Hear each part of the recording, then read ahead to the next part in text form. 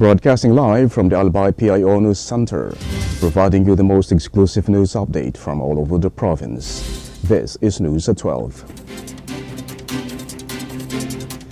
In the local scene, the Albay Veterinary Office will continue to strengthen border control despite having 0 cases of livestock diseases.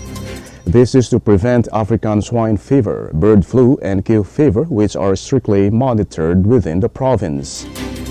According to Provincial Veterinarian Dr. Poncho Armelia, there are no active cases of livestock diseases in the province, but security measures for local shipments of animals are still maintained.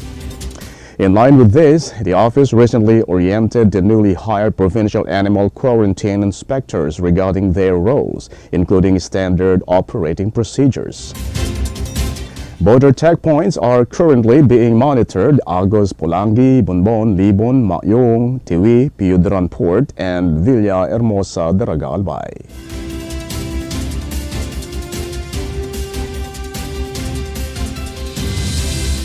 In other story, the Sangguniang Panlalawigan ng Albay is pushing for the institutionalization of the province-wide tree pruning and maintenance program to enhance environmental safety and resilience. During the Executive Legislative Agenda Formulation 2025, 3rd District Board Member Brian Arandia, chairperson of the Committee on Environment and Natural Resources, announced the plan. He emphasized that passing this ordinance will demonstrate the province's proactive approach to public safety, accident prevention, and community resilience. The legislation aims to promote environmental protection and disaster risk reduction, especially in light of a recent tragic incident in Barangay Padang caused by a fallen tree.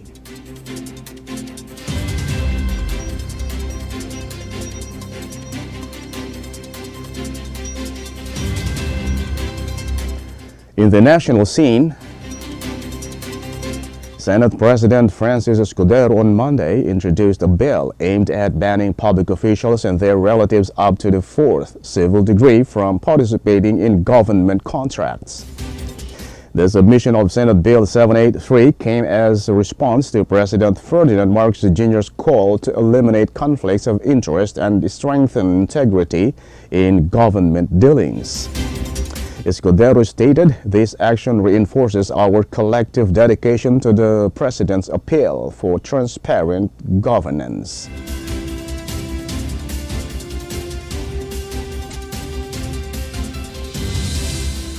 In other story,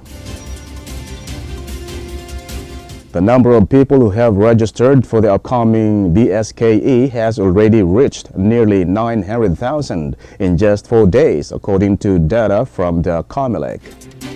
This is a significant surge, with COMELEC Chairman George Garcia noting that it's the most in number in the shortest period. The regions that have contributed to the most to this number are Central Luzon, Calabarzon, and Metro Manila, based on COMELEC data. Garcia had earlier set a target of 1 million registrations during the 10-day period, and the Commission is on a track to meet this goal given the high volume of registrations in just a short span of time.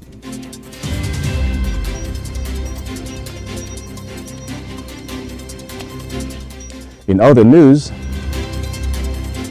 Secretary Renato Solidum Jr. presented the Department of Science and Technology's plan to leverage artificial intelligence and a circular economy for job creation and local innovation in the Caraga region. Addressing the launch of the Regional Science, Technology, and Innovation Week at Robinson's Place, Butuan, Solidum stated that the dual priorities are crucial responses to worldwide issues.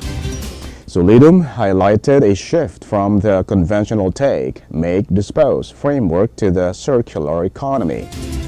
Among the initiatives in the region are the valorization of mine tailings, scrap cycle technology, and the Green Wave project in Siargao. He also emphasized the OST's efforts to make AI accessible by enhancing skills, establishing R&D centers, and promoting collaborations between agencies.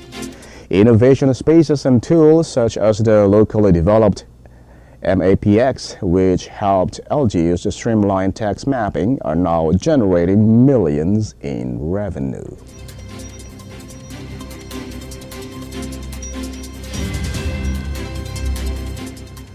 And in the news outside the country,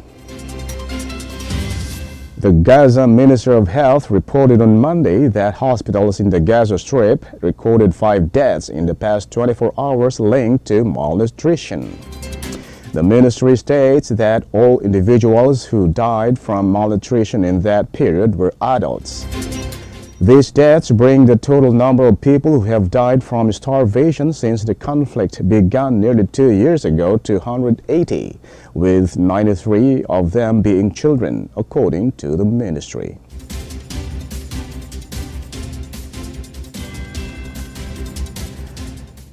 And finally, in the news outside the country,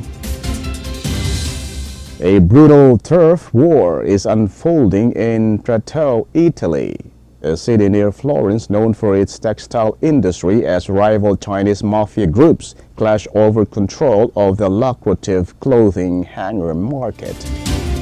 The conflict has claimed lives, including a man shot 6 times in Rome linked to the Prato underworld, prompting prosecutor Luca Tescoroli to warn that the situation has spiraled out of control and is affecting France and Spain. The gangs are vying for dominance in producing hundreds of millions of clothes hangers annually, a market valued at 100 million euros. They also control apparel transportation and exploit migrant workers, with Tescoroli seeking reinforcements and an anti-mafia division to combat the growing threat. The influence of the Chinese mafia extends to other illicit activities such as betting, prostitution, and drugs, while also facilitating clandestine money transfers from Italian mafia groups, according to former police investigator Francesco Nanucci. The situation has become increasingly violent, with Chinese business owners and factory workers facing intimidation, beatings, and arson attacks. And that's all for the news at 12, August 6, 2025. We'll be back tomorrow for more news updates. Thanks to our news writer, Albay PIO and Leah Guazan. And on the technical side, Tad Bobis. Of course, our Provincial Information Officer OIC, Marty Gonzalez. And under the supervision of our Governor, Noel E. Rosal, I am Greg Hallare. Thank you for subscribing.